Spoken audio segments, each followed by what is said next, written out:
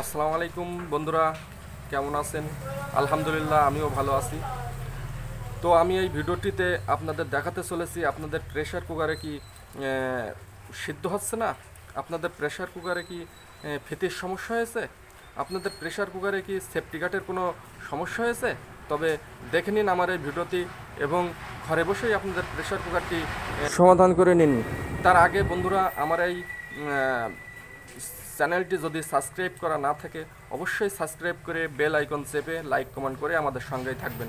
তো চলুন দেখে নিন ভিডিওটি এবং সমাধান করে নিন আপনাদের প্রেসার কুকারটি।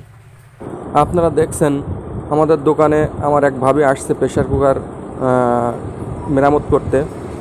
তো আমি রাইস কুকার ঠিক করছিলাম, সেই সময় প্রেসার কুকার ঢাকনাটা নিয়ে আসছে। তো আমি আপনারা দেখেন যে এই যে প্রেসার কুকারটি, এখানে সেফটি নাট, এই সেফটি নাটের ভিতরে যে একটা কিছু দিয়ে আটকে রেখেছে, এটা খুবই বিপজ্জনক। এবং এর যে সাইডে ওয়াশার, এই ওয়াশারের কারণেও প্রেসার কুকারটি লিক হয়ে থাকতে পারে বা সিদ্ধ না হতেও পারে। তো এর সবচেয়ে বড় সমস্যা হচ্ছে এই যে সেফটি নাট। এই সেফটি নাটটি লিক হয় বা ছিদ্র হয় কোন সময়? যে সময় আপনার প্রেসার কুকারের বাসিটা বাজছে না, সেই সময়টা এটা সেফটি দিয়ে ছিদ্র হয়ে হাওয়াটা বাইর হয়ে যায়, না হলে প্রেসার কুকারটি বাষ্ট হয়ে যাওয়ার সম্ভাবনা বেশি থাকে এবং এখানে আপনার মৃত্যুর ঝুঁকিও থাকতে পারে। তো যাই হোক, এই প্রেসার কুকারের সেফটি নাট জাম দিয়ে রাখা বা কিছু দিয়ে আটকে রাখা ঠিক না।